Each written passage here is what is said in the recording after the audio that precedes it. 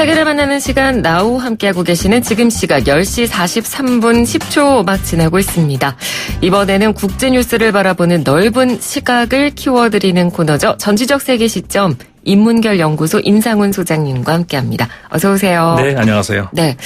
이 터키의 쿠르드 민병대를 향한 군사작전으로 시작된 서아시아 위기가 결국은 휴전이 되기는 했습니다. 네. 쿠르드 군사 조직이 정해진 완충지대 밖으로 물러나는 조건으로 휴전이 성사가 되긴 했는데 오늘 저희가 주목하고 싶은 부분은 바로 이 과정에서 등장한 러시아의 존재감입니다. 네. 저는 딱 봤을 때 분명히 미군이랑 휴전을 합의를 했던 게 아닌가 했는데 갑자기 러시아가 등장해서 합의를 한 게 좀 의아했거든요. 네. 네. 그 처음에 휴전을 하겠다라고 이제 결정을 할 때는 미국 부통령이 직접 거기로 날아가서 이제 휴전 중재를 하면서 성사가 되긴 했었죠. 네. 그런데 이제 그 당시에 5일 동안의 그 조건부 휴전 합의였고, 그 다음에 5일이 끝날 그 무렵, 그러니까 바로 그날 그 에르도안 그 터키 대통령과 푸틴 러시아 대통령이 이제 회동을 했었죠. 네. 그렇게 되면서 이제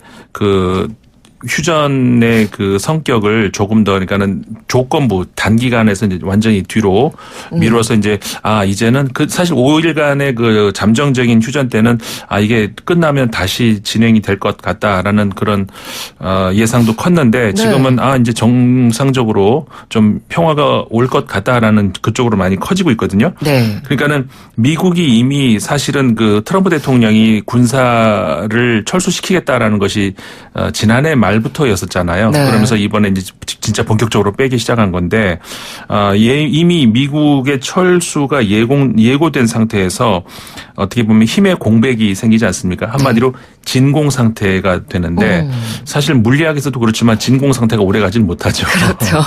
그래서 이 지역에도 바로 러시아가 들어올 수 있는 그런 여지가 이제 주어지게 된 건데 네. 사실 러시아는 오래 전부터 이 서아시아 지역에 지대한 관심을 많이 보였었죠. 그러니까 트럼프 대통령이 철군을 하라고 지시한 이후에 어떻게 보면 그런 힘의 공백 상태, 진공 상태에서 러시아가 딱 개입하는 건 어떻게 보면 예고된 거나 마찬가지였다고 볼 수 있을까요? 그렇죠. 그러니까 트럼프 대통령이 미국의 국익에 따라서 우리는 더 이상 이제 세계 경찰 노릇 안 하겠다. 그렇게까지 이제 그 명시적으로 선언을 하기까지도 했는데 미국의 국익에 따라서 우리는 행동을 하겠다. 우린 철수하겠다. 이렇게 얘기를 했는데요. 미국 정치권 그다음에 외교가에서 우려했던 것은 오히려 반대로 바로 이 부분이거든요. 그러니까는 미국의 국익에 따라서 만약에 행동을 한다면은 이렇게 쉽게 철수를 할 수 없는 그런 상황이거든요. 네. 그러니까는 미국의 어떻게 보면은 국익에 반하는 통치 행위라는 그런 비판이 계속 그 공화당 내부에서도 그러니까 트럼프 대통령에 대한 강력한 지지자 중에서도 나오지 않았습니까? 그런 것들을 봤을 때 이게 무슨 이유일까? 바로 이 점을 미국 내부에서 이제 우려를 했던 것이죠. 네. 그러니까는 미국의 터키에 대한 압력이 있었지만은 사실상 지금 터키뿐만 아니라 시리아도 그렇고요.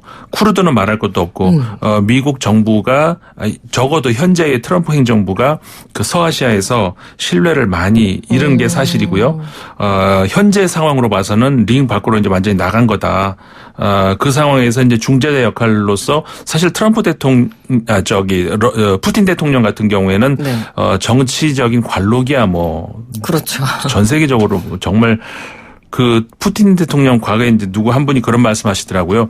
그 정치학자인데 학생 때 대통령이었는데 지금 교수가 됐는데 아직도 대통령하고 있다고 그 얘기할 정도로 올해 대통령을 하시는 분이죠. 그 정치적인 관록이야 누구한테 뒤지지 않고 이렇게 되면서 결국은 그 세계적으로 특히 이제 서아시아의 중재자로서 자리매김을 확실하게 한 셈이죠. 네. 이렇게 트럼프 대통령이 국내외적으로 수세에 몰리는 상황이다 보니까 깜짝 발표를 하겠다고 예고를 하더니 결국 이제 IS의 수장격이던 알 바그다디의 사망 소식을 전격적으로 발표하면서 이번에는 이걸 굉장히 본인의 치적으로 내세우는 쪽으로 밀고 있는데 그렇다면 트럼프 대통령이 의도한 대로 이 알 바그다디의 사망, 회심의 어떤 반격 카드가 트럼프 대통령의 입장에서 될 수 있을까요? 적어도 본인은 그렇게 하고 싶겠죠. 트럼프 대통령의 자신은 당연히 그리고 이제 여러 가지 이제 발표하는 아까 말씀하셨습니다마는 몇 시간 전에 깜짝 놀란 뉴스가 있다는 그런 예고까지 해가면서 본인이 직접 이제 50분 정도였던가 아마 그랬죠. 그 기자들에게 상세한 설명을 굳이 그런 것까지 설명해야 할 필요가 있나 싶을 정도의 내용까지 설명을 해가면서 했는데 의식을 많이 한 거죠. 그러니까는 과거에 우리가 이제 기억하시겠습니다만은 2011년이었던가요? 오사마 빈 라덴의 그 어떤 그 처형 그 과정을 체포를 한 과정에서 그거를 미국 그 당시 오바마 대통령이었죠. 그 당시에 그 클린턴 국무장관과 함께 군 수뇌부 앉아서 이제 지켜보는 그 사진 한 컷. 이게 오바마 대통령의 지지를 끌어올리는데 굉장히 대단한 어떤 그 한 기여를 한 사진 한 컷이었거든요. 이번에 또 똑같이 그 비슷한 유형의 사진을 이제 올렸죠. 그러니까 상당히 비교를 많이 하고 그 의식을 한 행동으로 보여요. 근데 그런 과정에서 어떻게 보면은 이게 그러니까 좀 탄핵으로 몰리고 있는 이런 국내 정치적인 그 상황하고 무관하지 않죠. 근데 그러려면은 민주당을 좀 자극을 하지 말았어야 되는데 민주당을 자극하는 그런 그 뭐라고 할까요? 대범하지 못한 행동들이 몇 가지가 실수가 보였어요. 예를 들자면 그 발표하는 과정에서 이제 외국과 공조가 있었다. 그러면서 러시아를 맨 앞에 놓으면서 러시아와 그 사이에 이제 긴밀한 어떤 그 얘기가 있었다는 그런 이제 뉘앙스를 풍겼는데 정작 민주당은 까맣게 모르고 있었단 말이죠. 그러니까 어떻게 그 중요한 그 외교 사항을 미국 같은 나라에서 국내 주요 정치인들하고는 안 나누고 러시아와 나눌 수가 있느냐. 그러면서 그 민주당 입장에서는 더 어떻게 보면은 그 뭐라고 할까요? 트럼프 대통령에 대한 좋지 않은 감정을 더 자극을 한 셈이죠. 그리고 이제 아까 말씀드린 것처럼 오바마 대통령과 뭐 필요 이상의 어떤 비교를 한다든가 뭐 이런 것들. 그래서 이제 이런 것들이 탄핵 정국에 과연 그 플러스 요소로 작용할 것인가 이거는 좀 확실히 단언하기는 어려울 것 같습니다. 자, 그렇다면 앞으로 이 러시아가 그 미국의 공백 자리를 완전히 메우고 중동의 새 경찰 역할을 할 것이라는 것에 대한 가능성은 어떻게 보십니까? 아까 이제 말씀드린 것처럼 워낙에 노련한 정치인이죠. 푸틴 대통령이. 그리고 이제 서아시아 지역에서의 러시아의 그 어떤 그 중요성 지정학적 중요성 이거는 비단 최근의 일만은 아니고 사실 뭐 가깝게만 따지더라도 100년 전부터 굉장히 왜냐하면 러시아 입장에서는 사실 그 동토가 많지 않습니까? 그러니까는 여러 차원에서 그러니까 군사적 차원에서도 그렇고 어떤 그 자원 산업 차원에서도 그렇고 그 남쪽으로 좀 더 이렇게 그 진출을 하고 싶은 그런 욕망이 크죠. 그렇기 때문에 서아시아 지역이 굉장히 중요한 지역인데 지금까지 서아시아는 사실 그 미국의 그 이스라엘과 사우디 중심의 어떤 그 축. 근데 거기에 맞서가지고 소외된 지역이 당연히 있지 않겠습니까?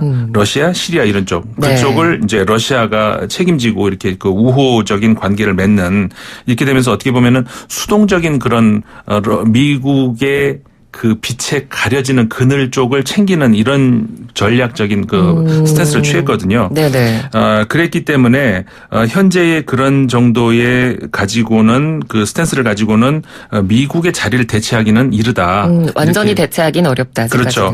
미국이 그렇다고 해서 완전히 서아시아에서 짐을 쌀 일은 없지 않겠습니까? 그럴 일은 없고 그렇기 때문에 그러지 않는 이상은 이런 그리고 이제 그 서아시아 너무 복잡한 힘의 균형이 있지 않습니까?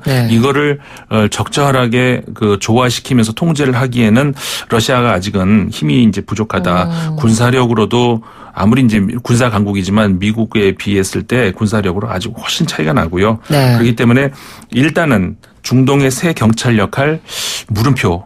좀 회의적인 전망 쪽으로 이제 한번 생각을 더 해보고 싶습니다. 단정하기에는 아직 시기적으로는 좀 이르다.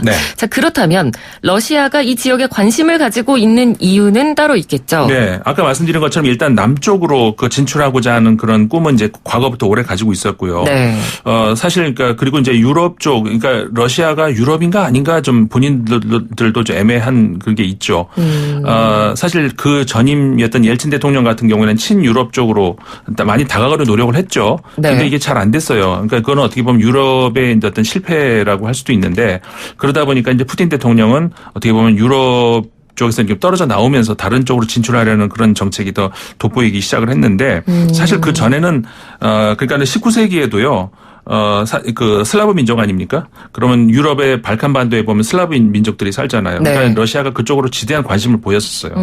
근데 이제 그쪽으로 진출하겠다 그러면은 유럽 입장에서는 큰 위협이 되잖아요. 그럼요. 그러면서 이제 한바탕 큰 전쟁을 치렀던 것이 바로 크림 전쟁이고, 그러는 과정에서 이제 저 영국하고 프랑스에 의해서 저 유럽, 그러니까 이 발칸반도 쪽으로 진출이 막혀버렸죠. 네. 그러면서 이제 서아시아 쪽으로, 그러면서 터키하고도 가깝고도 먼 관계로 계속해서 이제 어떻게 보면은 굉장히 양숙이 됐다가도 또 이렇게 또 친하기도 했다가, 왜냐하면 그쪽 터키 쪽을 통해서 이렇게 지중해로 향하는 항구가 절대적으로 러시아 입장에서 필요하거든요. 네. 그렇기 때문에 이 지역에서는 이 지역에 대한 관심은 러시아 입장에서는 빼놓을 수가 없는 그런 지역이 되는 거죠. 네.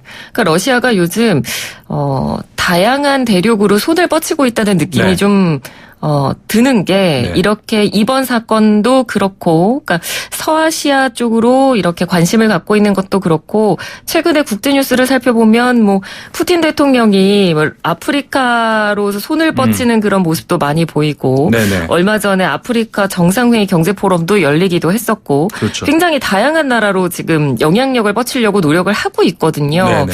이 부분에 대해서는 어떻게 보시는지 궁금합니다. 말씀하신 것처럼 지난 23, 24일 양일간 걸쳐서 이제 러시아 소치에서 네. 러시아 아프리카 정상회의가 있었지 않습니까?